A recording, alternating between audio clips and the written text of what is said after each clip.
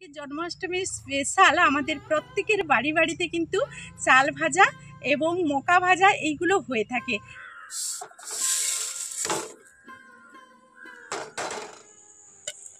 আর বন্ধুরা দেখো এইখানে চারদিকে কত মকা ছিটকে পড়ে গেছে।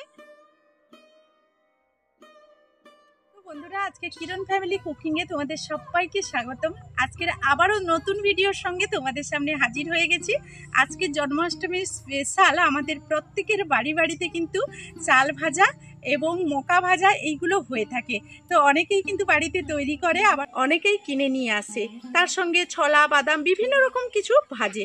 আজ আমি তোমাদের সামনে চাল আর মকা ভাজবো, আর সেটা কোনো রকম বালি তেল এবং মাটির উনুন জ্বালানোর ঝামেলা ছাড়াই কিন্তু এই সব কিছু আজকে রেডি করে নেব। তো চলো বন্ধুরা পুরো ভিডিওর সঙ্গে থাকো, আশা করবো আজকের ভিডিওটা তোমাদের কাছে ভালো লাগবে। তো প্রথমে আমি যে চালটা ভাজবো তার জন্য প্রথমেই কিন্তু চাল হলুদ আর লবণ দিয়ে মাখিয়ে নেব, কারণ আমাদের জন্মাষ্টমীর জন্য আমরা যে চাল ভাজাগুলো কিনে খাই কিংবা বাড়িতে তৈরি করি দেখবে একটু হলুদ হলুদ টাইপের হয়, সেই জন্য একেবারে সেই রকম করে তৈরি করে নেব।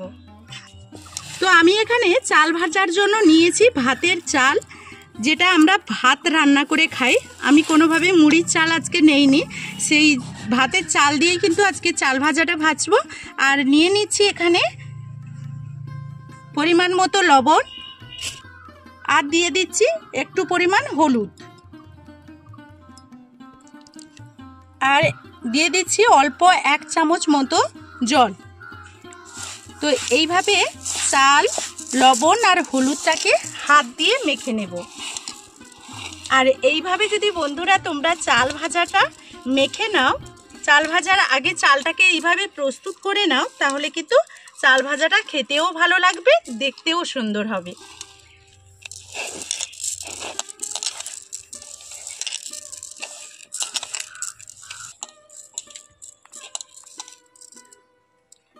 তো এখন আমি খুব ভালো করে মেখে নিয়েছি। এই অবস্থায় তোমরা চাইলে কিন্তু একটু রোদ্রুতে দিয়ে শুকিয়ে নিতে পারো, আর না হলে এই অবস্থায় আমি রেখে দেব।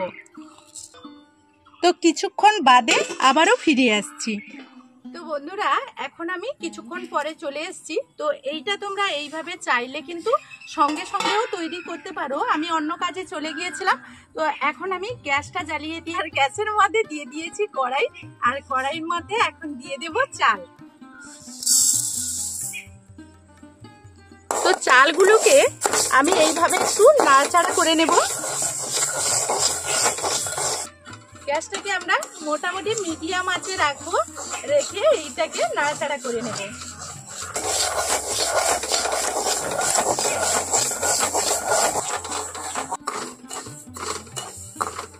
তো আমি মোটামুটি করে একটু চালটাকে গরম করে নিয়েছি। এখানে যেহেতু মুড়ি ভাজবো না, তো আমি চাল ভাজা ভাজবো। জন্মাষ্টমীর যে স্পেশাল চাল ভাজাটা আমরা বাজার থেকে কিনে নিয়ে আসি, সেই চাল ভাজাই ভাজবো, এই কারণে একটু গরম করে নিয়েছি। এখন আমি নামিয়ে নেব।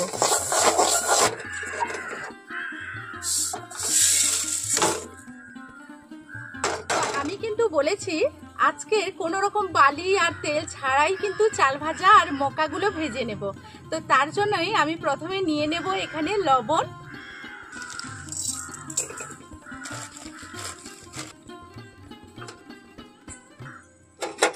এখন আমি লবণটাকে খুব ভালোভাবে গরম করে নেব। গ্যাসের আঁচটাকে আমি হাই হিট করে দিয়েছি।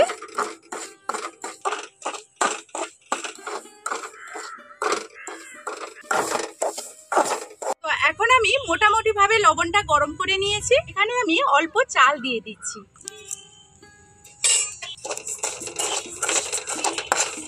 আর এইভাবে দেখো ফটফট করে ফুটে উঠবে। আর চাল ভাজা মানেই হালকা করে ভেজে কিন্তু নামিয়ে নিতে হবে। একটু কুড়কুড়ে চাল ভাজা হলে তবেই ভালো লাগে। এইভাবে যাদের কিন্তু হাতের কাছে বালি থাকবে না এবং উনুনও থাকবে না, তারা এইভাবে বাড়িতে চাল ভাজা তৈরি করে নেবে।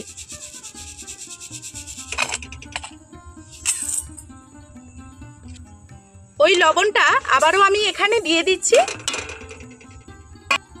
এখন আমি আবারও কিছুটা চাল দিয়ে দিচ্ছি, এটাকে ভেজে নেব। আর বন্ধুরা দেখো কত সুন্দরভাবে এগুলো ফুটছে।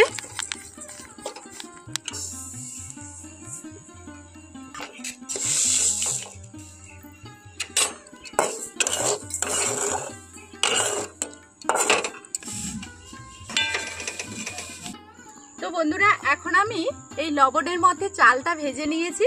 তো এখন আমি বেশ কিছুটা মকা এখানে নিয়ে নিয়েছি। এই মকাটা এখন এই লবণের মধ্যে আমি ভেজে নেব। তার জন্য হাই হিটে কিন্তু লবণটাকে অবশ্যই খুব ভালো করে গরম করে নিতে হবে, তারপর আমরা এর মধ্যে মকাটা ভাজবো। তো এখন আমি বেশ কিছুটা মকা এইভাবে দিয়ে দিচ্ছি, দিয়ে এখন এইভাবে নাড়াচাড়া করে নিচ্ছি।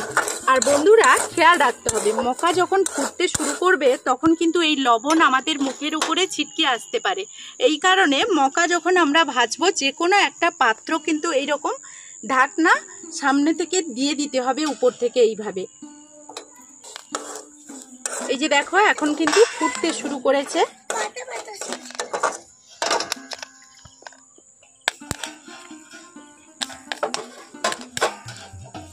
তো দেখতেই পাচ্ছ এগুলো কিন্তু ভীষণ ভাবে ছিটকাতে শুরু করে।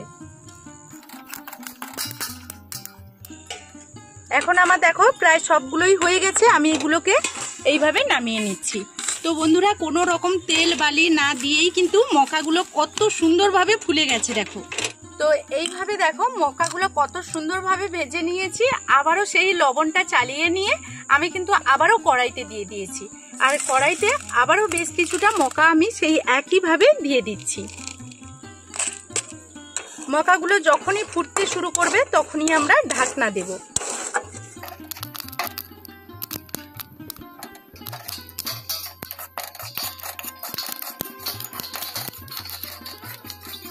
এবারে আমি অনেকগুলোই দিয়েছিলাম আর এইগুলো সবগুলোই কিন্তু ফুলে উঠেছে।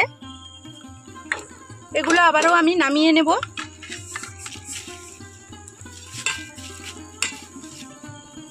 বন্ধুরা দেখো এইখানে চারদিকে কত মকা ছিটকে পড়ে গেছে। মানে এইভাবে মকার যদি ঢাকনাটা খুব ভালো করে একটা লাগানো না যায়, এইভাবে কিন্তু চারিদিকে ছিটকে পড়ে যাবে। তো বন্ধুরা এইদিকে তো মকা হচ্ছে, আর চাল ভাজাগুলো যেমন মুচমুচে হয়েছে, চাল ভাজা কিন্তু এইরকমই হয় যেহেতু ভাতের চাল। আর তোমরা যদি বাসমতি চাল ডাল নাও তাহলে কিন্তু একটু লম্বাটে হবে, তো সেগুলোও খেতে ভালো লাগবে, এগুলোও খেতে ভালো লাগবে। আর বন্ধুরা কতটা মুচমুচে হয়েছে সেটা তোমরা বুঝতেই পারছো। এইভাবে যখন অনেকের কাছে তেল বালি অনেক কিছুই হাতের কাছে থাকে না, সচরাচর আমাদের রান্নাঘরে কিন্তু লবণ থাকে, সেই লবণ দিয়েই আমরা নিমেষেই এইভাবে সুন্দর চাল ভাজা এবং ভুট্টা বা মকা ভেজে নিতে পারি। তো চলো বন্ধুরা আজকের মতো ভিডিওটা এই পর্যন্ত। ফিরে আসবো নতুন কোনো ভিডিও নিয়ে। ততক্ষণ সবাই সবার পরিবারকে নিয়ে ভালো থাকবে, সুস্থ থাকবে। এখনকার মতো টাটা।